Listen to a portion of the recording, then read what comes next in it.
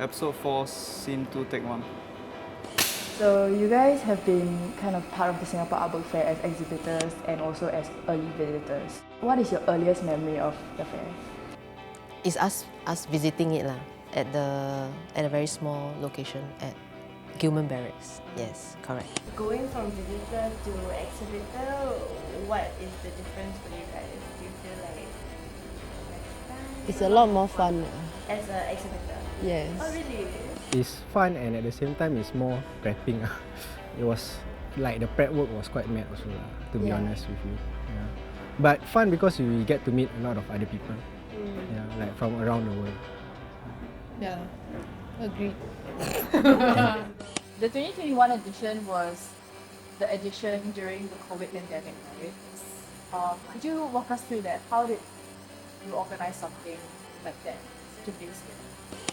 I think it's the only edition that required us to have two different locations. So we split between NTUCCA and 7213, which is the home of T-Works. So not only were we splitting between two locations, we also had to have time slots. And we actually pushed people along, every half an hour they had, or 20 minutes or half an hour, they had to move on to the next location. So when they're there and all the fuss or the chaoticness of getting them in subsides, then it's a quiet 20 or I can't remember, 20 or 30 minutes.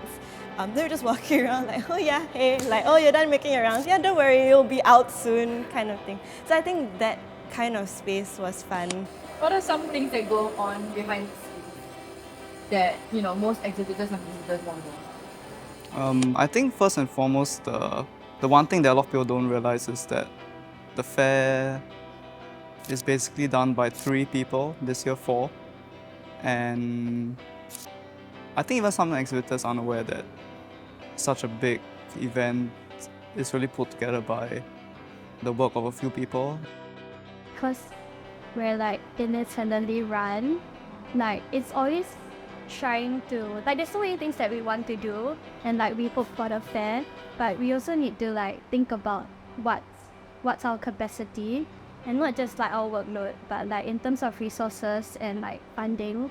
I feel that's the bigger challenge. I think I also am putting pressure on myself to because can you imagine being able to when everything's said and done, being yeah, we raised this much, this is how much in kind, that would be so satisfying. I want it so bad.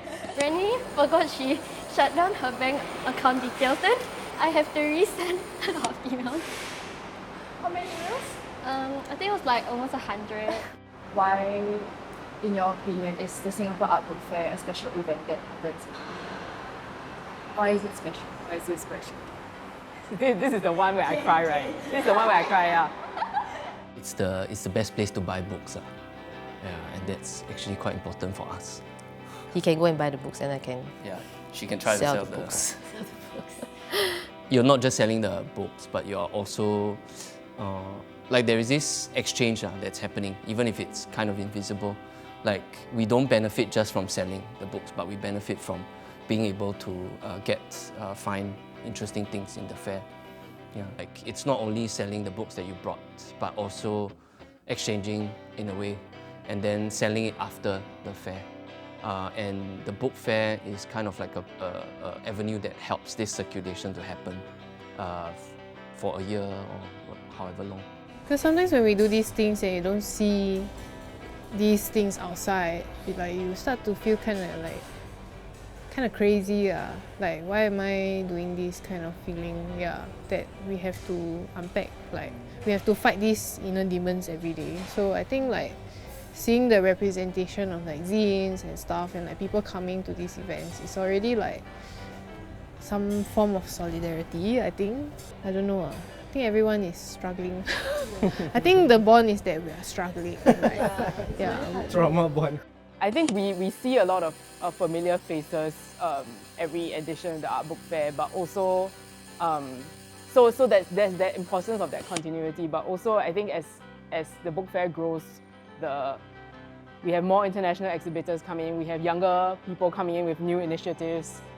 So I think that permanence, in a sense, I think is really something that people can look forward to each year. I think that's really valuable.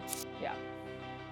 To be honest, for me, like it's more the camaraderie with the team and the volunteers holding the fair and supporting the fair team to do what they need to do. That is rewarding, and being able to sort of help ease things or problem solve things as things come up. That's what's rewarding. So it's never like just at the end of it, final output, then like, okay, that's it. But it's more like in the process of things, yeah. I think it's very surreal because like we spent almost 6 months working on it behind like a laptop, and then it's only like the 3 days where you like face reality and like there's just suddenly so many people. So I feel like for the most part like we work independently, so it doesn't feel like I'm doing a lot in that sense. But I think it only hits you like the day of the fair, and then suddenly it's like it's so overwhelming, but it's very fulfilling to see that like everything materializing and like becoming like in front of you. Can you share your favorite memory of the fair? Personal one, anything. Because friends come, right? Then we would meet, and then they would normally fly off Monday evening. So they would come here on Monday, and they would buy more books. It's a post art book fair party. Yeah, and we will also buy books from them for the shop now.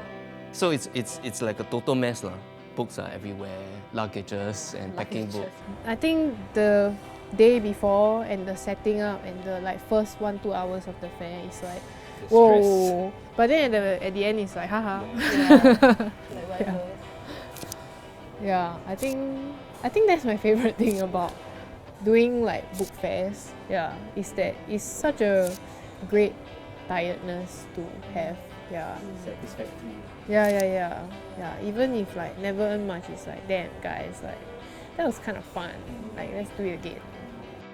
We basically had to kind of usher in like hour-long queues, standing outside Singapore Museum, and in the blazing heat or in the torrential rain, people will just happily just stand in line for an hour, and it's really stuffy outside, and you kind of want to like go up to each and every one of them and like thank them for coming and for waiting, and they'll happily wait because I think the fair is meaningful to so many people lah. So there's not much to do in Singapore, so when you have something good, it's like whoa, you know? Yeah. Yeah, there's nothing. There's not enough things like that lah. Yeah, so kudos. The only thing I fear is like print is dead or something. Yeah, that would be the end of all these. But do you feel like print is dead? No, I don't think so, because I'm living in this shop right now. I feel like we've never addressed this in any of our Actually, that's interviews, true. that The whole idea of print. Yeah, the idea of print is dead has never come up because I feel like everybody assumes that it is not, you know? As long as there's audience, there will always be works. Yeah. Wow, the sound. Yeah, the sound is so bad.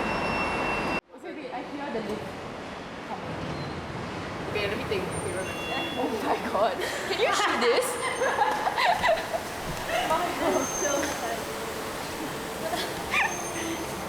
Of like publications. What was the question? What? What was the question again? See, lost in the sauce.